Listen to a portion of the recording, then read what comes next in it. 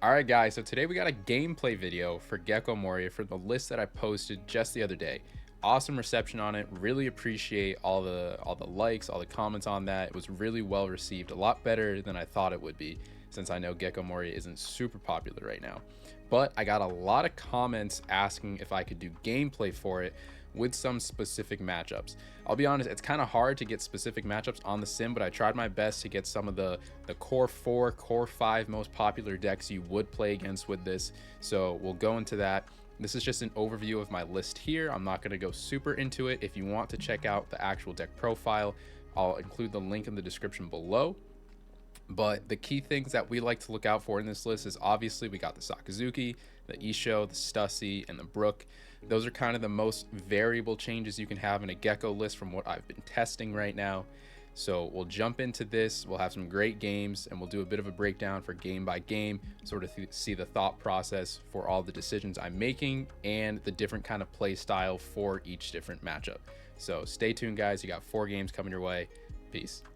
All right, guys, so game 1 here we have versus Lucci. So I opted to go second. I prefer to go second because it gives them more of a worse curve, and we have a curve that can play first or second. You can also see that I opted to mulligan here because we didn't have any good targets really for our 4 and 6 Dawn play.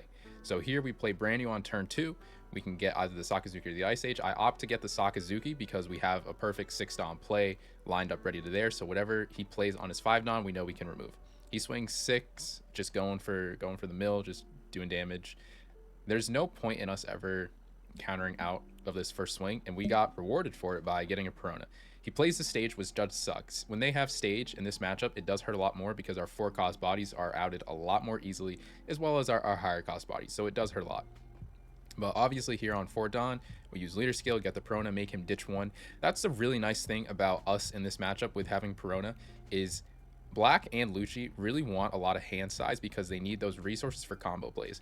If we're taking a card out of their hand every single turn, it really reduces the ability that they have to remove our stuff and set up kind of whatever they need to take over the game and really gain momentum. On here we see that swinging 6 again, so we see that -1 to the Perona about to come in. He'll use stage to tap 2, another -2 to Perona. He's leaving 4 Dawn up, so at this moment I'm deciding, do I want to counter this, do I not want to? We can expect a Lucci coming in here, it's very obvious, and I opt to just counter out of the Suru. In this type of matchup, I've noticed that countering out some of the early swings and keeping up a high life count allows us to reach almost like a stall point where we can afford to soak up some more hits later on, and we can maintain resources a bit easier. So instead of taking that 6k swing and going up a card in hand, going down to 3 life, I prefer to counter out of that, get the Suru in my trash, and kind of go from there. And like I said, we have a perfect 6 Dawn play here. 5 swing with lead, he counters out, goes down to 4 cards in hand. We're perfectly fine with that. We don't really care about making him take life at this moment. It's more about denying resources, maintaining control and flow of the game. So we have a perfect Sakazuki play here. We develop a big body. If he wants to out of this turn, he can try to. He most likely can because he's got -3 innately, which is pretty strong. So he'll have a lot of options. He'll have some plays here. We see 7 with lead at my lead. There's no point in countering out of this, I don't believe. Well, actually, we could. I think what we actually end up doing here is we do counter out of this with the Suru and the Hogback, the reason being to set up our Moria for next turn. So by setting up the Moria for next turn, we can play the Hogback and another brand new and rebuild those resources that we just spent countering out of the swing. Because we can see the 5 Dawn up, he'll Kaku, my Sakazuki, and he's got that board presence. But 4 cards in hand for both sides, 4 life on both sides. But I can play Moria first, and what we'll end up doing is just building back our resources. We'll go 3 wide, we'll build back some resources, we'll do a 5k chip he'll take, so we're up in life count there. And this is kind of one of those stable points that I mentioned. We want to hit sort of a good point of building some resources back, getting wide, causing him to answer whatever we're doing. And whether they have the timely removal or not, it's kind of dependent on how, really how their mill's going, how their draw is going. And we can assume for the most part, our Gecko will probably get cleared, just because with Lucci having the stage implemented on the board, it's not hard for them to really remove much of anything, right? They have an inherent -3, all they need is 3 more, and our Moria is gone. So it looks like right here, he's just trying to contemplate, all right, how am I getting this Moria down? There's obviously a lot of different plays he can do. The one thing that's really nice for us is he opted to use both Kaku and Lucci extremely early on. So the cards and trash he has isn't super plentiful. He's got good quality in there, but doesn't have too much surplus to continue bot decking at such a high rate. So we see the Khalifa come down, and I see it as, one, it's a good way for him to minus, and he also needs to build his trash, and obviously he wanted some cycle. So he swings 5 into our brand new. Yeah, that's fine. We're not about to give up cards. We can't even protect if we want to. And he's got another Kaku on board, outing our Moria. So at this point, you could argue that, yeah, it's looking a little rough for us. He's got 3 relatively good sized bodies on board. We have 1 hogback on board, but we are at 4 life. We have big bodies in hand, so we do have plays to make. And this turn, it kind of comes down to, do we Stussy, remove our hogback, and just get rid of a Kaku? Is that really the play to make? Do we just play Isho to get that big body on board, and then we have, minus for the rest of the game? Or do we go Moria strictly for the purpose of getting wide and really kind of just building some resources again for another turn? There's a lot of lines of play that we have available here to us. It could even be leader skill Sabo as one of them. And what we opt to do here is go the route of, I believe, swing 7 with lead will either guarantee the hit down to 2 life, so we can start putting on some of that pressure, which he'll most likely take. The chance he gives us 2 cards here, it's not good for him, because then he's really limited in resources. So he takes, we go Moria, we're able to build back some resources here. And I think one of the play that I was looking at making here is, because I decided to swing 7 to guarantee that hit. He'll go up to 5 cards, and we can play Perona. So we kind of just got a free hit in here. That's something that Perona really allows us to do with this deck, is just get a free hit in, because we'll make him discard 1. So he just took that life, thought he was building some resources back, but nope, we're going to play Perona. We'll make him discard 1, play the brand new to see if we can get a card for Navy. We got the Helmeppo, which is great because we do need that eventually. And he'll ditch an Isho here. Not the craziest card for him to ditch, but we're fine with it, because that just means that that's 1 big body that we don't have to worry about here. And the reason I opted to not swing with the hogback is because I don't want him easily removing my whole board, because I can already assume that my Gecko is going to be gone this turn. And if I swung with the hogback, that would allow him to swing into my hogback and either completely remove it or drain resources from my hand, which would then only leave me with a Perona and my leader on board, which isn't going to be enough pressure and attacks. So I'd rather make him use up more resources to clear both of my standing units than allow him to just swing into 1, clear the other, and then I'm left with very little. And as we can see here, he's going 4 into the brand new, 7 with lead. We take the 7 because I don't want to have to give up my Helmeppo and my Suru. Plus, we're fine with taking some cards in hand.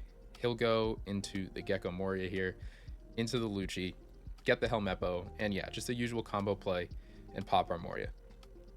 So it is definitely looking a little rough right now, but every single thing that's happened so far was more or less in line with expectations for what we could have expected to happen for answers to everything we have. So we counter out the first 6, we take the second 6 because we don't want to go down to 1 just yet, but we don't want to counter both because we need some stability of cards in our hand. If we give up too many cards, then we're liable to be mathed out from 3 life, which is a little risky. And we ended up getting a Gecko off the life, I believe, which is nice. So what I'm trying to figure out here is, okay, can I just go for game, or do I need to figure some kind of combos out to extend my game plan? We don't have the Helmeppo in trash, and I don't believe we have a Brook in trash. So our ability to remove his board this turn is extremely limited. So what I'm trying to figure out is, okay, can I just go for game here? He's got 2 life, he's got 4 cards in hand. We've seen him take some really easy hits so far this game, so there's a chance that he just doesn't have the counter. Black does run a lot of 2Ks for the most part, but usually it's Gecko that runs a lot of 2Ks. Lucci usually is between 8 and 10, so it's very possible that he won't have too much counter. So what I decide to go for is we'll check 7. We'll see if he plays, or if he counters out, and then we would be able to pivot to an 8 cost play such as Gecko and kind of just go the stall route. And he took that, and I opted, then we're just going to kind of go for game here. The reason I swing 8 here is 2 reasons. One is that we can check if he wants to counter out 2 2Ks, and if he does, then we can play Sabo and, live another turn. But he takes that, and so I'm just like, all right, let's just go for game. Let's see if he has it. If he has it, he has it, great. And he doesn't. So we're able to counter, or we're able to hit for 10 with Hogback, and we got the first one, first game here, first W, and he just didn't have the counter for it, which is totally possible and very prominent.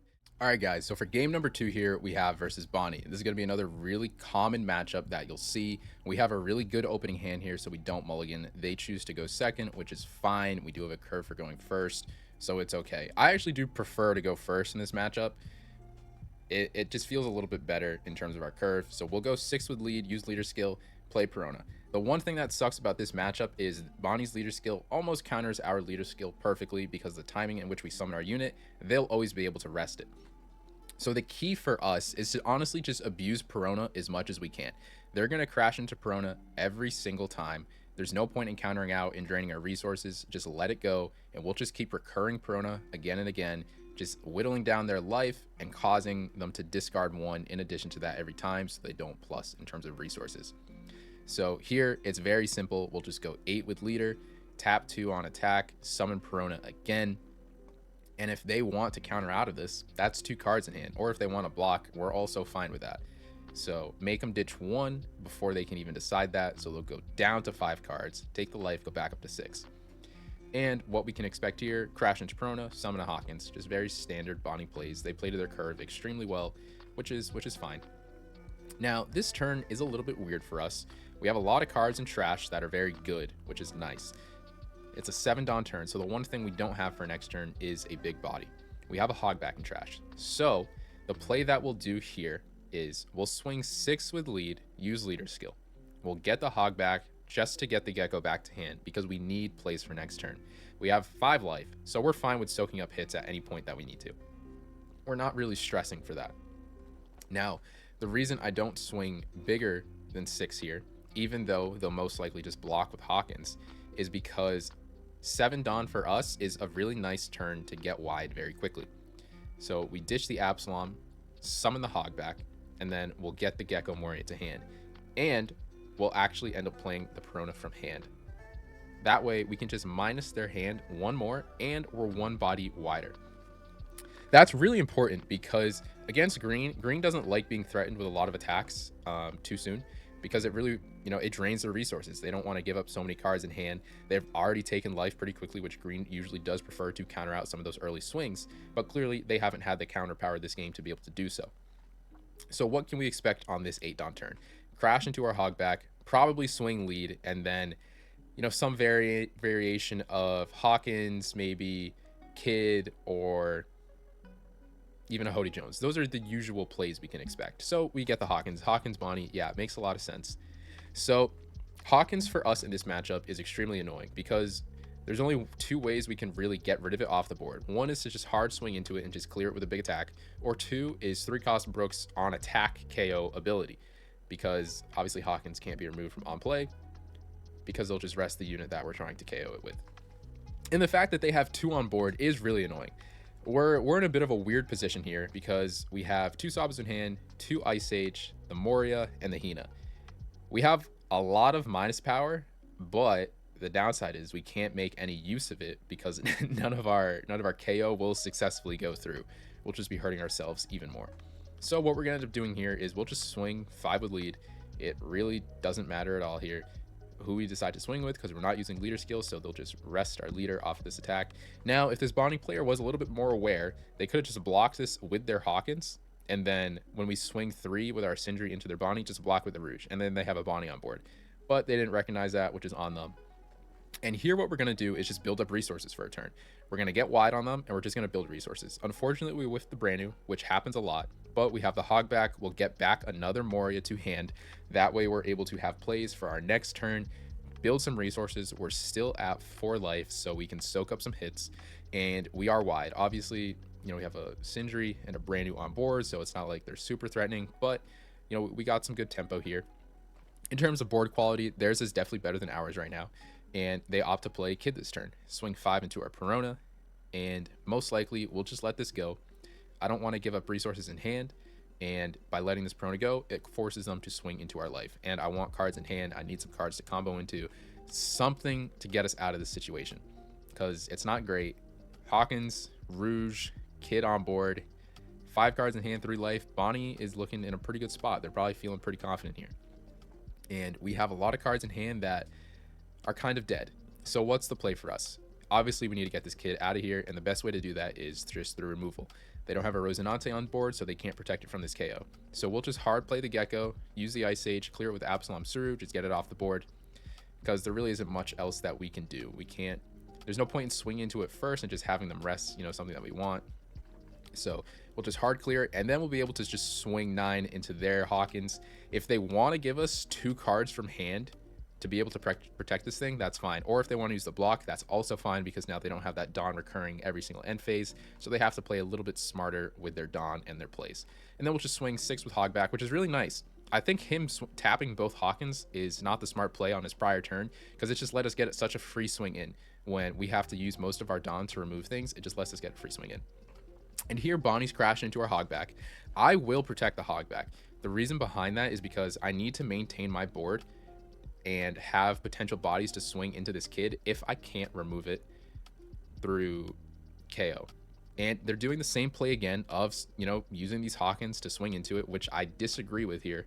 I can understand why they want to, because they are draining resources from our hand, but I think it is a little bit risky just kind of leaving yourself exposed to an extent. So what can we do here effectively? Obviously, goal number 1 is we need to clear this kid. We have 2 big bodies on board, which is extremely nice. So most likely what we'll do here, we'll just do a combination of Ice Age with some you know, Absalom. Probably, I think we have to use Hina in here as, oh, we actually, yeah, this makes sense. We just go double Ice Age because it's 2 Dawn. That's the main reason. If we go Hina, yeah, it's cool, but we'd be extending a little bit more Dawn, and I would rather use less Dawn but over cost, so that way we can pressure life a bit heavier. And we'll, yeah, this makes sense as well. So we ditch the Hina and we summon the Absalom from trash. The reason we do that is because we keep 1k more in our hand, and it costs less to do this play rather than just hard play the Absalom from hand for 4 Dawn. We technically save 1 Dawn. Even though this attack will be wasted, the whole purpose of it is strictly removal. So next up, we'll crash into the Hawkins. We'll clear that off the board, and then we'll split the last 5 Dawn we have between the last two attackers we have. So we can go 7-8 and pressure life, assuming this Hawkins was cleared. So we'll just keep going after the Hawkins because they're giving us cards for it. We're at no threat of dying right now because we have 2 cards in hand, we have 2 life, and they'll have to extend their blockers if they do want to pressure our life. So at this point, we cleared the Hawkins, we cleared the kid, and they gave us a lot of cards in hand. So for us, it's a good turn. It's a good turn for sure. They have the Bonnies, yeah, so they can gain some value back for these, but nothing that's really going to win them the game from this point on. They're just going to have to keep doing some chips. I'm going to let that go. I don't want to drain my hand too much of resources, and we still have 4 other bodies on the board. He can't tap this Hawkins here because then we'll just go for game. So he has to just keep 2 up, and they're just going to try to stall out, probably just hope that they can get a 10-drop Dofi, but by the time they do, I think it's just going to be a little bit too late. We have, you know, obviously the rest are other Gecko. Doesn't really matter which one we swing with first. And they have 2 bodies on board, 2 blockers on board, and a life. That event, unfortunately, you know, rests one of our units, so we can no longer go for game this turn. Well, we wouldn't have been able to get game this turn, but now they can either have 1 more body on board here, or they'll have the life. It kind of just is what it is. And I think what we just opt to do here is we're just going to go tall. We're just going to go 9. And if he wants to give us cards, great. And if he doesn't, well, we're getting a Hawkins off the board. The way we expect this turn to play out, he'll take the life. We'll go big with our leader. We'll use leader skill, I believe, so we can get out another body out cheaply. Play the Hogback, get a 2k back to hand. We're bolstering our defense a lot more, which is why this Hogback is so nice late game, is just for building up some 2k counters in hand. So we go 9-9, force the Hawkins off the board. They took the last life. At this point, there's not really any way they can win. Even a Hody Jones doesn't get them the win here because the Dawn spread will just be, as long as we can counter out on one of those attacks, we're fine. So 5 into Absalom here, we counter out, we just keep our board up. We're not at risk of dying. There's no point in letting it die. We'll just overwhelm them with sheer number of attacks. And this is usually the strategy you want to do against Bonny. Get your board wide, pressure their life early game with some big swings, and this way it's just really hard for them to take care of your last 2 life or clear your board. They can block her up, yeah, but they're just extending the game. It's not really going to win them anything here. It'll just extend them another turn, which is fine. But at this point, we do still have game because we just need to go big with numbers. Like at this point, it's just easy math. You know, check 7, see what they give us, and we're pretty much able to clean up here. I've noticed that this matchup, it really only gets rough if you can't put enough life pressure on early. If they have a lot of those Bonnies, those baby 5s that you have to deal with through swinging in, they'll keep some life count high, which really hurts you. If you can swing big and deal with that, you'll be in a good spot. All right, guys, so game number 3 we have versus Enel. Their turn 1, just flampe, draw an extra card. Turn 1 for us, we have brand new, grab the Suru, and we build some trash along the way. They swing 6 at us. There's no point in countering out of this, so we'll just take it. On this turn, you know, we don't have the greatest cards in trash. I would like to see some more in there. And what we opt to do here is actually play the Sindri. So that way we can have some options that we can play with potentially right now. Hopefully grab a Perona. And we don't get the Perona, which is really unfortunate. But we do get a Hog back. So we can at the very least build some resources back to hand, grab something that we can use later on. We don't have a Gecko in hand, but we have 2 or 1 in trash. So we'll just grab that back and, you know, just set ourselves up for later on in the game. And swing 6, they're going to take it. Enel will always take the hits. There's very little times they don't because they really want to get down to 1 as soon as possible. But assuming you know how to play against it, there's some things that you can work around with it. The unfortunate thing with them going first is that Gadatsu play, they'll always be able to K our 4-cost unit. That's why I prefer to go first in this matchup. So Dawn 3, I can play a unit. Dawn 5, I can Sabo so they can't Gadatsu my board. It usually feels a bit better. So they'll just Gadatsu, they'll swing 5. Now, countering out here, the reason we do that is because there's a chance that they can pressure us down a little bit more. And sometimes when Enel goes first, you know, Gadatsu swing, then next turn we can expect to rush Enel. It is a lot of hits that sometimes we just don't want to deal with. So next turn, I would rather just soak up some of those hits instead of having to deal with anything else. Now, the question for us here is, do we use leader skill or do we play Sabo? I think in terms of here, playing Sabo just feels a little bit nicer than leader skill. 1, because it's a bigger body, and 2, because we actually don't even want to swing into the leader. We don't want to put them down to 1. We want to keep Enel usually at 3 to 2 life. Otherwise, they'll just be able to abuse their top end and stall out because we have no way of KOing them next turn. So swinging here is the same as just leaving them at 1 life. So we'll just play the Sabo, protect our board, and we could block here. The only issue with blocking here is we then leave our Sabo exposed, which we would then have to protect. You could argue here actually blocking would be better, which I think I've realized, you know, later on, because they'll just go 6 and then they'll go 7 with Rush Enel. If we blocked the first one and they decide to counter, or they decide to target our Sabo, we would be able to just 1k counter out of Gadatsu swing and then 2k counter out of the Enel swing. Instead, we have to give up 2k counters this turn to block and protect here, when we could have just given up a 2 and 1. So a little bit of a misplay on my part, definitely.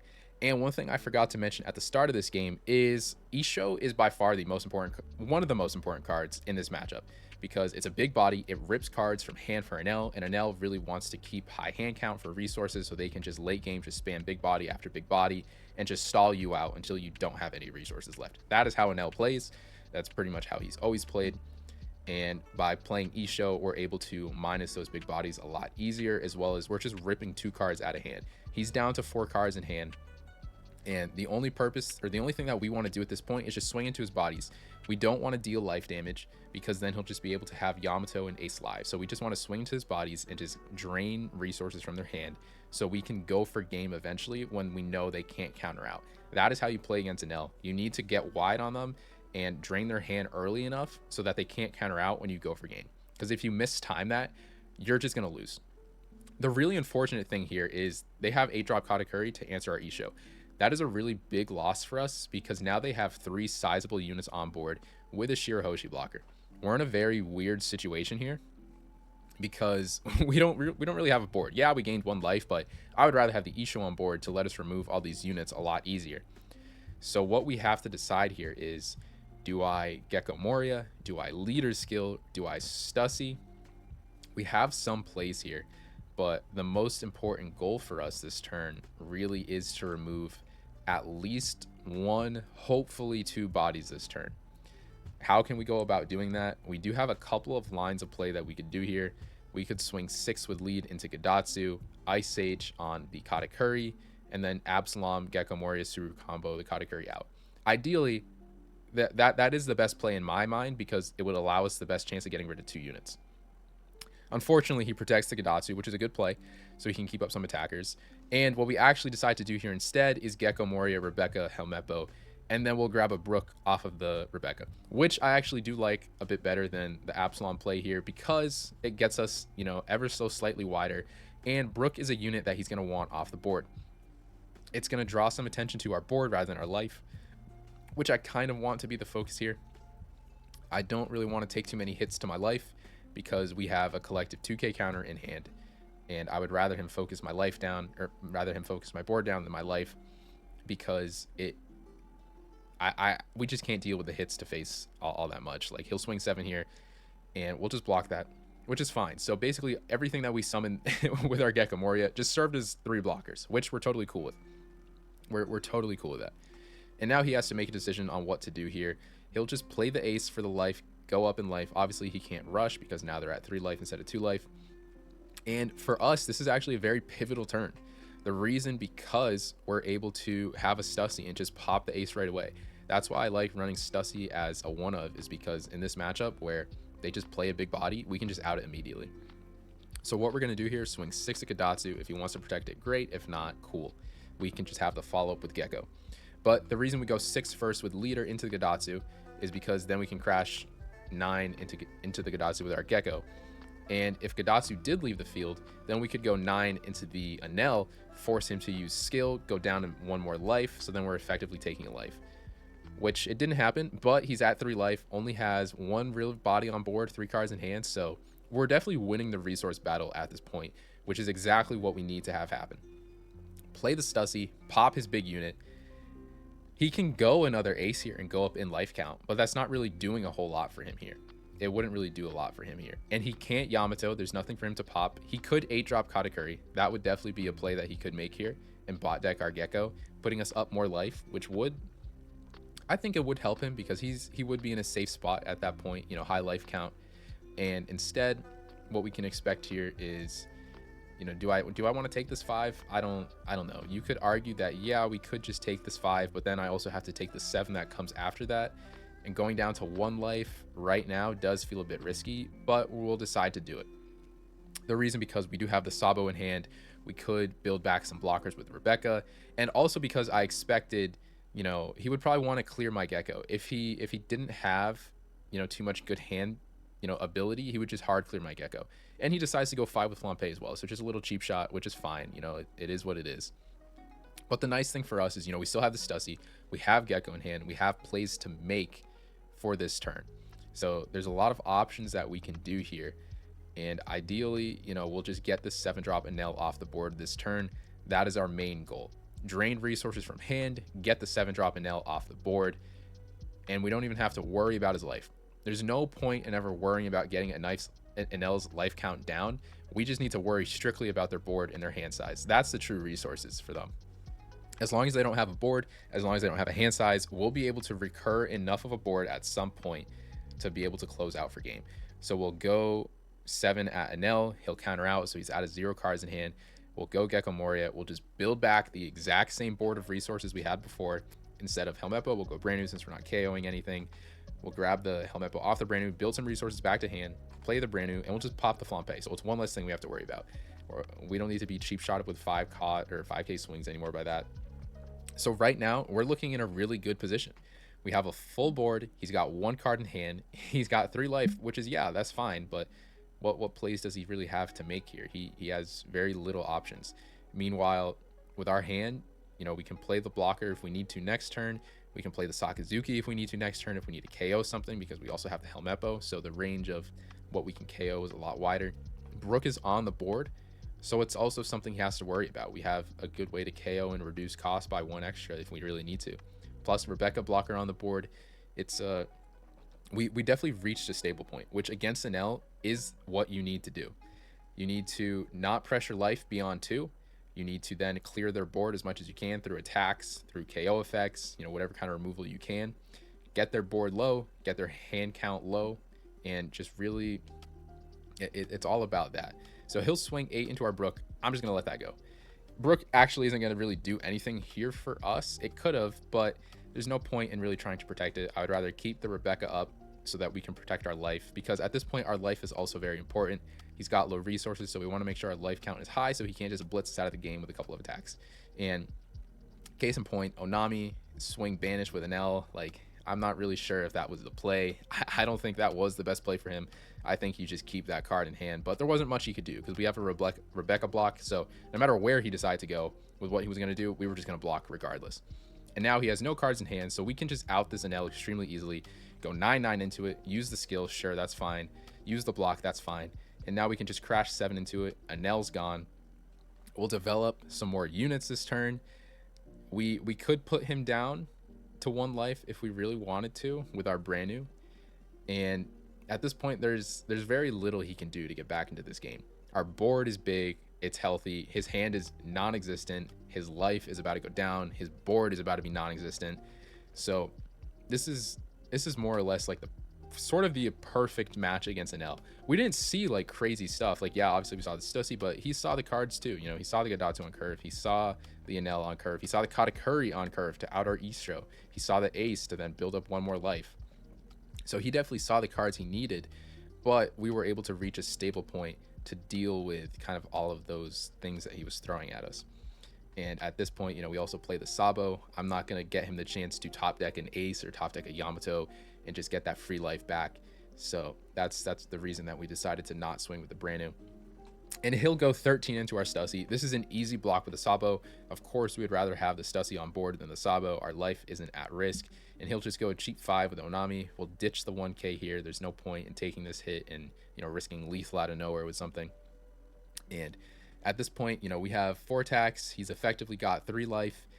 And we can just, you know, we can just math this out. He hits the beige, which, you know, of course he hits the beige. They always hit the beige. Why would they not? So we don't actually get to go for game here, but we'll be able to just use another leader skill, use the hog back, build back some more resources, so we don't even have to worry about being threatened, and we'll leave him this turn with 0 life. So that's kind of the 2 scenarios with Enel, is you either leave them with 0 life, or the 3 scenarios with Enel. You leave them at 0 life, you leave them at 2 life, or you just kill them. That's really your only scenarios where you want to be going for life, is one of those 3. You never want to leave them at 1 life, because then you're just playing right into Enel's game plan. Now he is just kind of doing yellow things here and hitting the triggers, you know, getting the 0 cost, getting the beige. It is what it is. It's not going to save him here. He's got 1 card in hand, 1 life, and it's lead against the world. So we effectively wrap this game up, and this is more or less how you want to play against Enel. And niche, like I said, Isho is extremely important. We were able to rip a 10-drop Ace from his hand when we played it, and by doing so, we cause him to need to out it maybe a turn earlier than he wants to. So it's definitely a very important card. So if you can mulligan for it, I definitely would. And if you can go first, I would. But obviously he made us go second here, which is fine because we can play the Isho on curve. But I would like to go first just so we can sort of protect our board early with that Sabo play, so we can't get Gadatsu and stuff like that. And here he concedes, and this more or less wraps up, you know, the Enel match. Like I said, make note of those things, how to play this. This is kind of the showcase match for how to play against Enel. So definitely let me know if you guys have any questions about this matchup specifically in the comments below, and I'll try to answer kind of whatever questions that you guys may have with that. Okay guys, so we got the last match of this 4-part sort of series, if we want to call it that. It's versus Black Yellow Luffy. They choose to go second, which is great for them because it gives them a great curve. We like to go first as well, but I would prefer to go second in this matchup. They see probably the best opening in my opinion is Makino. They're able to set up their life from here on out and sort of pinpoint, you know, this is what we have to work with. Now, the reason this matchup, I've sort of shifted my opinion a little bit in terms of how comfortable I feel with it, is because obviously us as Gecko, to use leader skill effectively, we have to swing into their life, which pretty much all the time against a Black Yellow Luffy, you don't want to be swinging into the life. You don't want to give them the ability to go down and life count super early and just start doing whatever combo plays that they're interested in doing. But we opt to just swing here because we have the Perona in hand. We'll get the Perona, we'll just make them discard 1 card, develop a little body on board, and kind of just go from there. We don't really have too many other plays to do. Unfortunately, our hand isn't really the greatest, and they obviously set up that trigger to hit it because they assumed we would just leader skill. And they also have a Sabo in life, which is crazy. We're actually getting kind of styled on super early into this game. And I'm not going to lie, it doesn't feel great. It doesn't feel great at all. He's building his trash with his bigger bodies. He has a Sabo on board. His leader is 7k for the next turn. So it's very weird. Granted, he's down to 1 life pretty early, but I'm assuming he's comfortable with that because he knows the last life. He knows his hand, obviously. So I'm assuming he'll be able to do some shenanigans and just build a bit of a wall. So what do I decide to do here? Yeah, I'm just going to give you the last life, man. That's what I decide to do here. We're just going to swing lead, use the hog back. We can't use skill because our trash is abysmal, but we're just going to build another body. So now it's kind of... the reason I decided to do that is I just want to test him. If he has the cards to just kind of start comboing, yeah, man, you got it, dude. You got it. So obviously we see the 2-Don on lead. That's a pretty good sign of what's to come. He's got 5 cost units in trash. He has a Sabo on board already. So depending on if he has, the baby versions of Ace, Sabo, and Luffy, he could be comboing here. So he puts the Sabo from life, the Ace from trash. He hard plays the Ace and the Sabo, baby form from hand. So he pretty much did a pseudo Gecko Moria turn, if we want to call it that. Now, the reason I'm okay with letting this happen is because this tells me that, well, this just kind of shows us his hand is down to 4 cards. Blocking Luffy's hand count being down to 4 cards is not great for him. We can't kill him this turn by any means, and our hand is very large, but the quality of our hand is very low. We can't even remove board if we want to. So we're in a very weird spot. We're down to 2 life extremely early. It's only a 7-Don turn. And Perona for us is more so offline for the rest of the game because he's not going to get any higher in hand count than 4 for the rest of the game. It's pretty much impossible. So what I decide to do here is we'll just clear the Ace, 1 less attacker, hopefully, that we have to worry about, and play the Sabo, get a little bit of defense, and we just kind of have to stall out a little bit. We have to more or less hope that we won't get completely obliterated.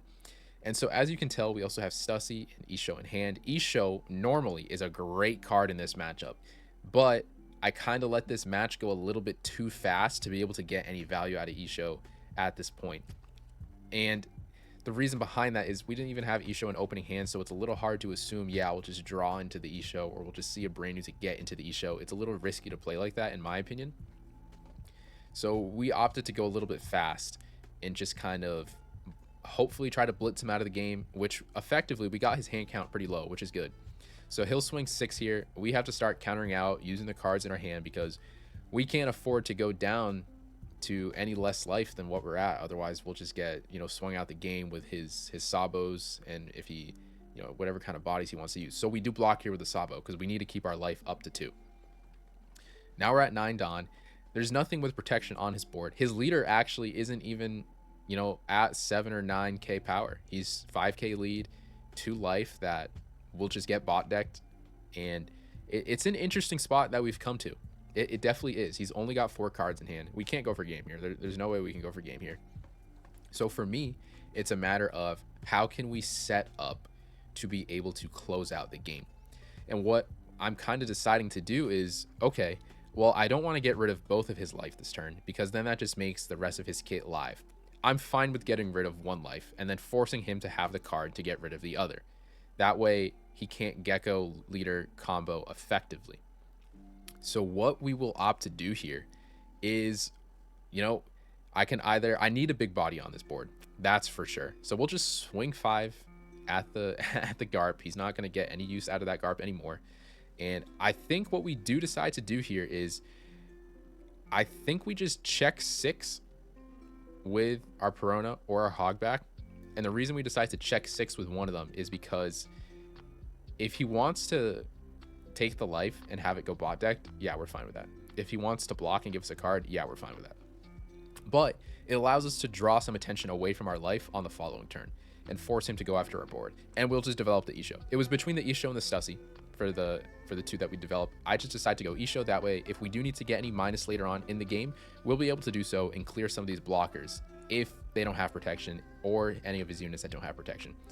So it definitely is a weird point that we're in, that he's in as well. He's got 5 cards in hand. He's at 1 life. He's got 2 blockers on board. We have a healthy hand count. Our board is definitely in a better space now that we have this Isho. We see the Moria come in. So now I'm not too sure why he decided to go little ace here. I think it's only because he doesn't have a baby Luffy in trash, which also is just really weird why he decided to put Luffy into his life if he doesn't have a baby Luffy to be able to get it out of his life. That I was, because he had an ace in trash, so I was a little confused by that when he was deciding to do it, and especially now that he got the ace out of here. So I think either he doesn't have the resources to be able to do combos and plays appropriately, or he kind of just got lost in what he was trying to do. So like exactly what we wanted, he'll go 7 after our hog back, take out the aggression from our life, put it onto our board, which we're fine with. And we get a great draw here into a Gecko Moria. He doesn't tap the Sabos, obviously, because he kind of needs that defense. Otherwise, he would be liable to get KO'd here. But we reached a stable point for our deck where his hand count is low. He's got a weird life situation going on. Yeah, he has some bodies on board, but it's not anything we're too scared of. Obviously, we are still liable to get blitzed out the game a little bit if we keep this board up, if we keep this Gecko up. So for us, it's a matter of deciding, okay, do I want to get rid of this last life? And if so, how do I do it? Do I want to get rid of this Gecko? And if so, how do I do it? We could go Stussy and then KO our Perona to get rid of this Gecko, but that feels kind of bad. So what we could opt to do instead is use Ice Age on the Gecko and then combo some Moria plays here instead. Because we have the Isho, we have the Moria, we also have the Brook in hand. So sometimes we'll be a little bit overcosted in terms of how much reduction we have or how much reduction we need to get things off the field. But the important thing at the end of the day is we're just getting it off the field.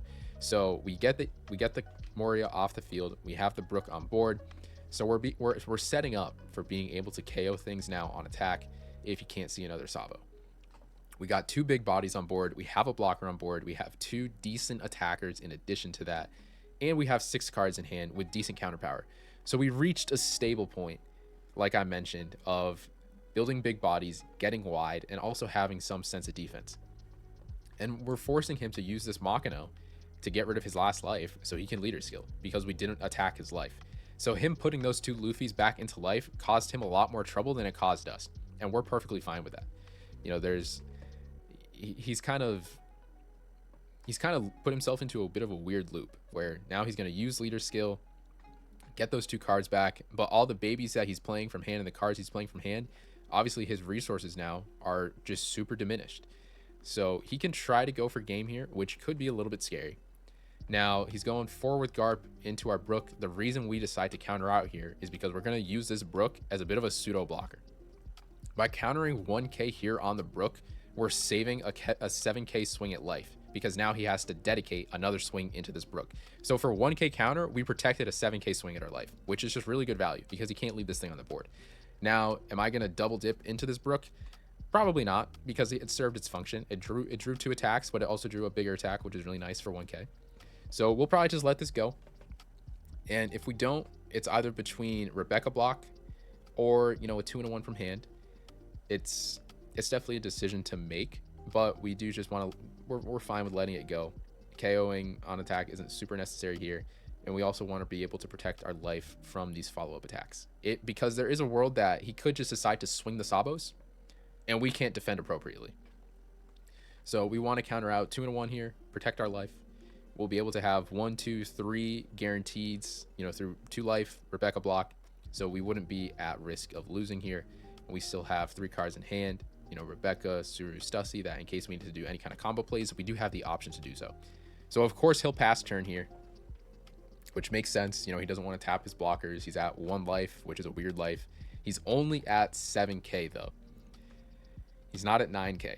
So the ability for us to be able to swing into his lead and go for game here is pretty high and very likely. What I'm deciding to do right here is, okay, I have Rebecca in hand. I have Hina in hand. I know that I have Brook in trash. Is it Dawn effective to do a KO on these Sabos and clear them off the board? Or is it more effective to just go tall with the 4 attacks I have and just hit over the blockers and aim to hit over the defense he has in hand. That is a bit of a decision to make. It also is slightly risky because if we don't go for game here, there's a very good chance we do end up just dying on his follow-up turn. Because he has the 2 aces on board, he would most likely be able to just kind of math us out of the game, assuming, you know, both his sabos are off the board. But it's just a lot that we need to worry about, and it becomes a little bit too risky. So what I actually decide to do here is I noticed that I have a sabo in trash. I actually forgot about having the sabo in trash. So we can go just play the sabo and extend another turn if we need to. Now, I don't know if that's actually what we end up doing here. We could actually just end up going tall and just closing out the game anyways, which means we wasted 4 Dawn with a Rebecca. But we do decide to go another turn. We'll go into the aces, we'll remove the aces, and we'll just play the sabo. Because we know he can't do anything next turn anyways, because he still has that Luffy in life. So by extending another turn with 2 blockers, with 2 life, we're in a very comfortable position. He has 1 life, so he can't combo effectively. He has 2 blockers, now 3 blockers on board, but our board is still wide and our board is still tall, that him blockering up is only delaying a bit of the inevitable for just losing so many resources in hand. Now, I'm assuming he didn't understand how Flampe worked, or he just really wanted to get down to 0 life so he could use leader skill and just bring back 2 aces. And then obviously he has the baby ace here, but this is where he actually throws away the game, because now he has 0 cards in hand. He has 1 life, but there's no way for him to effectively do this to the point where I don't have, like, I have enough attacks to just simply chip and just get game guaranteed, which I guess he didn't quite recognize. I don't think he was doing the math properly, so maybe he's a bit newer to, you know, Black Yellow Luffy. But the reason I decided to showcase this game is because there are, I think it showcased a nice way to build a board pretty wide, you know, drain Black Yellow Luffy of the resources by applying pressure early, so they have to go maybe a turn sooner than they want to, as well as just, you know, mid game, or a bit of late game rather, you know, not necessarily putting down to 0 life. And so here I kind of question mark him, just like, hey, what are you doing? Because, you know, he's tapping out his sabos, but there's nothing really, there's no reason to tap out his sabos, because now he just guaranteed me game, because there was no way for him to actually close out the game. So it didn't make sense for him to tap his sabos here. So, you know, we just go 9, get the life, get the block, and then we just go 7 and we have game. So this matchup is definitely a little bit harder than I previously thought, if they're able to go kind of fast enough and effectively enough. So I will have to change slightly how I play this, but it's still a matchup that I think is obviously winnable. I think it is definitely winnable, but definitely probably one of the harder matchups in general. So if you guys have any other questions about this matchup, maybe some specifics that happen in your games, definitely let me know in the comments. This is the last game of this 4-part series, so I definitely wanted to get some of those core decks and matchups that you can expect. So I do plan on potentially having a more best of 3 series with, you know, over webcam with my friends who's a Lucci player, because I think that matchup will be the most common. It's the most common matchup I've played, and I think I understand it pretty well, but he also understands it pretty well. So let me know if you guys are interested in seeing that. That will hopefully be coming soon. Just need to coordinate that. But yeah, any kind of questions or comments that you guys have, definitely let me know in the comments. We'll kind of get that answered, get that situation. But other than that, appreciate you guys watching. Check out the deck profile if you haven't, and we'll catch you next time. Peace.